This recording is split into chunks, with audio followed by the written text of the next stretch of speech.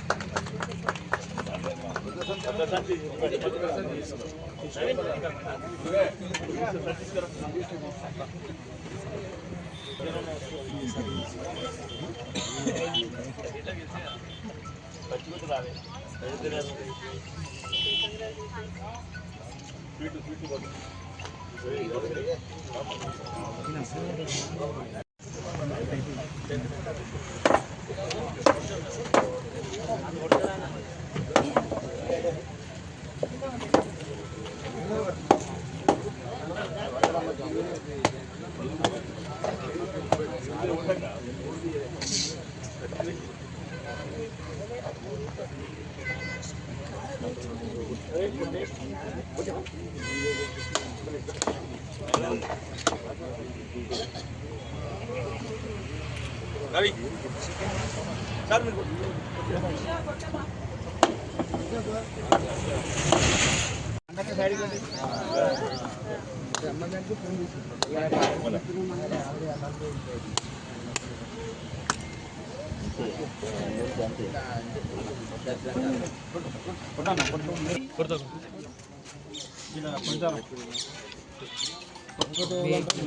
Hotel card ఉన్నావా ముందు అంటే ఉండి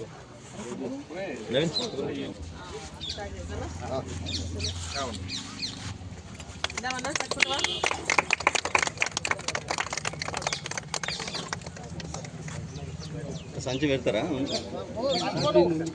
సంబంధించినటువంటి మరి కొనుగోలు కేంద్రాలని కొల్చారం, అప్పాజీపల్లి, కోతనశెట్టిపల్లి మూడు కూడా మరి స్టార్ట్ చేయడం జరుగుతుంది.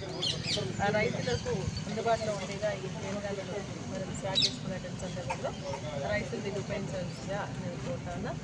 మరి ట్రాన్స్పోర్టేషన్ కూడా ఇమీడియట్గా ఏర్పాటు చేయాలని చెప్పేసి కూడా నేను అధికారులకు విజ్ఞప్తి చేస్తాను. ఎందుకంటే మనకు వాతావరణం చూస్తే అనుకూలంగా లేదు. మొన్న వడగండ్ల వల్ల చాలా నష్టం జరిగింది రైతులకు. ఇప్పుడేమో మళ్ళీ వర్షం వస్తుంది, మొదలవుతూ ఉంది. కాబట్టి ట్రాన్స్పోర్టేషన్ని ఇమీడియట్గా ఏర్పాటు చేయాలని, ఈ కొనుగోలు కేంద్రాల్లో కొన్నటువంటి ధాన్యాన్ని ఇమీడియట్గా రైస్ మిల్స్కి మరి పంపించాలని చెప్పేసి కూడా నేను కోరుతాను. లేకపోతే ఇక్కడ రైతులకు నష్టం జరుగుతుంది. అక్కడ డౌన్లోడ్ చేసుకోకపోతే కూడా రైతులకు నష్టం జరుగుతుంది. ట్రాన్స్పోర్టేషన్కి కొంత ఇబ్బంది ఉంది. ఇంకా మనకు లారీస్ అలాట్ చేయలేదు. ఒక్కొక్కటి పంపిస్తున్నారు మండలానికి, సెంటర్కి ఒక్కొక్క పిఎస్కి. కాబట్టి ఎక్కువ శాతం లారీస్కి పంపించేసి ఇమీడియట్గా ఈ యొక్క ధాన్యాన్ని లిఫ్ట్ చేయాల్సిందిగా నేను కోరుతా ఉన్నా. అంతేకాకుండా రైతులకు సంబంధించినటువంటి ఏదైతే బోనస్ ఇస్తామని చెప్పిందో ఆ బోనస్ కూడా ఇమీడియట్గా ఇవ్వాలని, అదేవిధంగా రైతు మీద వెంటనే వారి ఖాతాల్లో డబ్బులు వేయాలని. మరి ఇప్పుడు మళ్ళీ సీజన్ స్టార్ట్ చేసుకునేటువంటి పరిస్థితి ఉంది కాబట్టి మీరు ఇంతకుముందు ఎగ్గొట్టినటువంటి ఏదైతే రైతు భరోసా ఉందో దానితో పాటు ఇప్పుడు కొత్తగా రైతు భరోసా వేయాలని చెప్పేసి అనుకుంటాను. ఎందుకంటే ఈసారి రైతులు మళ్ళీ పెట్టుబడికి డబ్బులు లేవు, ఆర్థికంగా ఇబ్బందుల్లో ఉన్నారు.